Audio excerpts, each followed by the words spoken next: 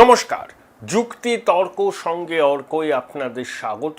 আপনাদের সঙ্গে আমি অর্কপ্রভ সরকার। প্রহর গুনছে বাংলা।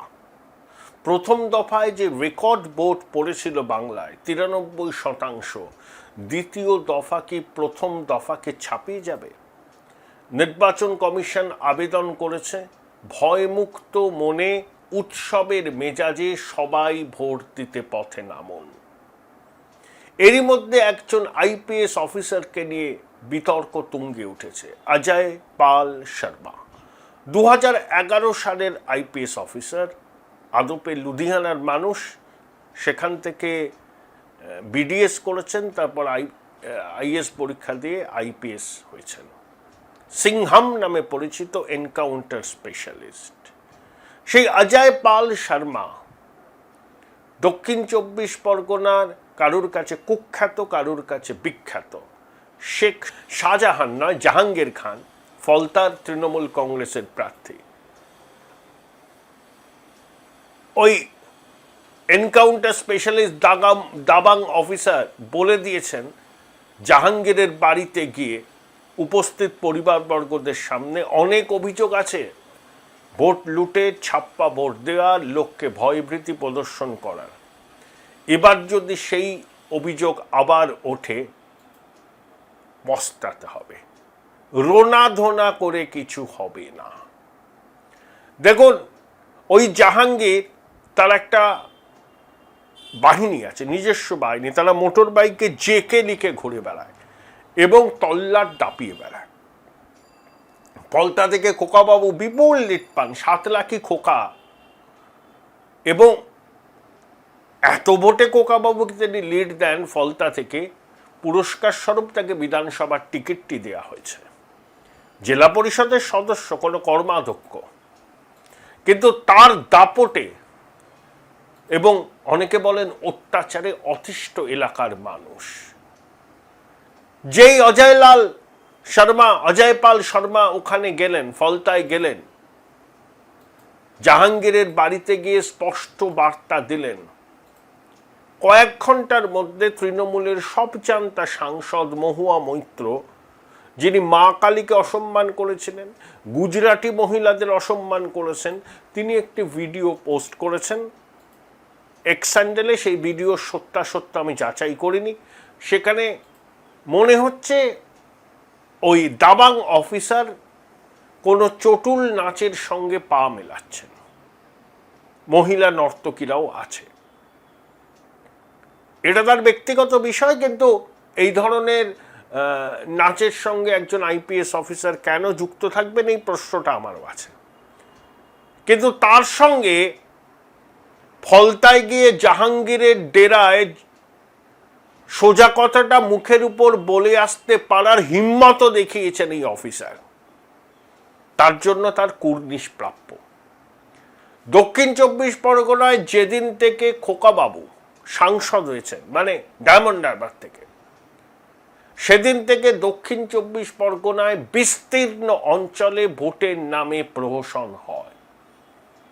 মানুষ তার গণতান্ত্রিক অধিকার প্রয়োগ করুক না, নির্ভয় করুক। যে জিতবেন জিতবেন, যে হারবেন হারবেন, কিন্তু ভোট দিতে দেব না, বাইক বাহিনী নিয়ে তাণ্ডব করব, এলাকায় এলাকায় বিরোধী দলের ভোটারদের ভয় দেখিয়ে কাগজপত্র কেড়ে নেব, বলবো এখানে বিরোধীদের বাক্সে ভোট পড়লে সরকারি প্রকল্পের সুবিধা পাবে না। দিনের পর দিন এই অসভ্যতা করছে এই এরা। এবার যখন নিজের খাস তালুকে চ্যালেঞ্জের মুখে পড়েছে জাহাঙ্গীর, তখনই খোকাবাবুর অনুগত ভৃত্যরা সমবেত বৃন্দগান শুরু করেছে। লাভ হবে না, অন্যবারের মতো ভোট এবার হবে না। দক্ষিণ 24 পরগনায় ভোট লুট করতে এলে, মানুষকে ভয় দেখালে, ভীতি প্রদর্শন করলে উপযুক্ত পদক্ষেপ নেওয়া হবে। জাল ভোট দিতে গেলে 1 বছরের জেলে থাকতে হবে, পরিষ্কার বলে দিয়েছে নির্বাচন কমিশন। আপনাদের স্বনির্বন্ধ অনুরোধ, চ্যানেল সাবস্ক্রাইব করবেন, এবং থ্যাঙ্কস বাটনে ক্লিক করতে ভুলবেন না। এই হচ্ছে পরিস্থিতি। ওই এনকাউন্টার স্পেশালিস্ট দক্ষিণ 24 পরগনার মাটিতে পা রাখার সঙ্গে সঙ্গেই খোকাবাবু ব্রিগেডের ঘুমটা উড়েছে। মানে তারা যে খেলা খেলতে এতদিন অভ্যস্ত ছিলেন, সেই খেলা সাতলাকি খোকা নিজের কেন্দ্রে এবং নিজের জেলায় এবার খেলতে পারবেন না। খেলার চেষ্টা করে একবার দেখুন, বলছি তো পারবেন না। সংযত করুন আপনার কর্মীদের, আপনার হারমাদদের। ভোট হবে উৎসবের মেজাজে, সবাই ভোট দেবে, যাকে খুশি ভোট দেবে, কিন্তু ভোটারদের ধমকালে, চমকালে, শাসালে এবার কিন্তু কঠোর থেকে কঠোরতম পদক্ষেপ নেবে নির্বাচন কমিশন। যারা এখনো ভাবছেন যে নির্বাচন কমিশন যা বলছে এটা শূন্য কুম্ভের ঝঙ্কার ছাড়া কিছু নয়, যেটা সাতলাকি খোকা প্রতিদিন তর্জনী উঁচিয়ে চ্যালেঞ্জের মাধ্যমে করে থাকেন, এমটি ভেসেল সাউন্ডস মাচ, এটা জানেন তো আপনারা। কিন্তু নির্বাচন কমিশনের সতর্ক বার্তাকে কেউ যদি হালকাভাবে নেন, তাহলে কিন্তু তাকে পস্তাতে হবে। এটা নিয়ে ন্যূনতম সংশয় রাখবেন না। হুগলিতে হয়েছে, মিতালি বাগ আক্রান্ত হয়েছেন, বিজেপি তৃণমূল সংঘর্ষ হয়েছে, আরামবাগে হয়েছে, গোঘাটে হয়েছে, এখনো পর্যন্ত প্রাণহানির খবর আসেনি। মানে এই প্রতিবেদন যতক্ষণ রেকর্ড করছি, ভোটের দিন আশা করি শান্ত থাকবে, মানুষ উৎসবের মেজাজে ভোট দেবেন, যেটা প্রথম পর্বে 152টা কেন্দ্রে দিয়েছিলেন। এবারও তার ব্যতিক্রম হবে না আশা করি। কিন্তু দুর্বৃত্তরা সাবধান, কারোর কথায় প্রভাবিত হয়ে ভোটের দিন অশান্তি পাকাবার চেষ্টা করবেন না, ফলস ভোট দিতে যাবেন না। যদি চিহ্নিত হন, ধরা পড়েন, 1 বছরের জেল হবে। তখন দেখবেন আপনাকে যারা উস্কেছিল যে রাজনৈতিক নেতারা, তারা আপনার পিছনে নেই। নিজের ভোট নিজে দিন, কাউকে প্রভাবিত করার হুমকি দেওয়ার চেষ্টা করবেন না। এবারের ভোট নজিরবিহীন নিরাপত্তার আবহে হচ্ছে। ট্যাপও করতে দেবে না কমিশন।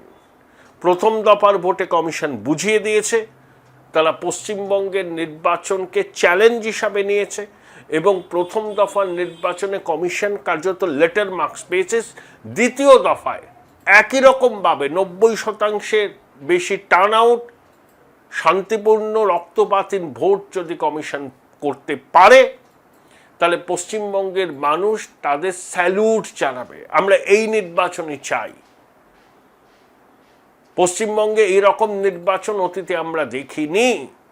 বাংলার মাটি রক্তে ভেজে, মাতৃশক্তির হাহাকারে বাতাস ভারী হয়, কতজন সন্তানহারা হন।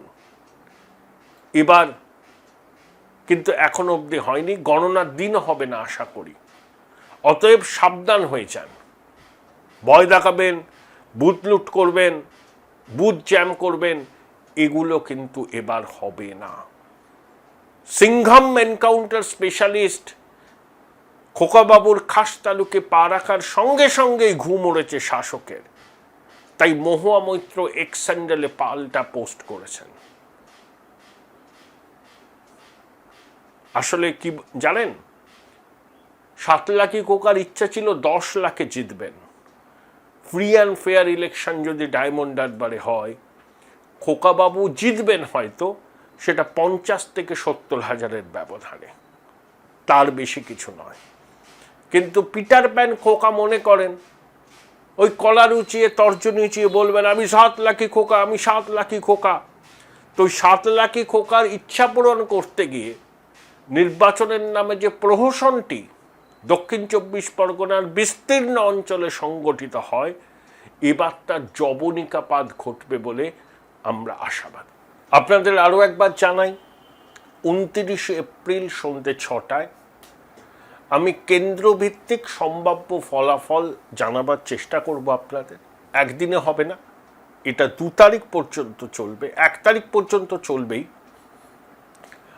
এটা কিন্তু কোনো স্ট্যাটিস্টিক্যাল অ্যানালিসিস নয়, মানুষের সঙ্গে কথা বলে, সমাজের সর্বস্তরের মানুষ, সর্বস্তরের ব্যবসায়ী, শিক্ষক, সরকারি কর্মচারী, অবসরপ্রাপ্ত কর্মচারী, সরকারি প্রাথমিক শিক্ষক, স্কুল শিক্ষক, কলেজ বিশ্ববিদ্যালয়ের শিক্ষক, ছাত্র, প্রথমবার ভোটার, মাতৃশক্তি, গৃহ সহায়িকার কাজ করেন এমন মানুষ, আইনজীবী, অধ্যাপক, ডাক্তার, ছোট ব্যবসায়ী, বড় ব্যবসায়ী এবং শিল্পপতি, এবং সারা রাজ্য জুড়ে ছড়িয়ে থাকা আমার সহকর্মী, তাদের সঙ্গে কথা বলে একটা ফলাফলের আভাস দেওয়ার চেষ্টা করব।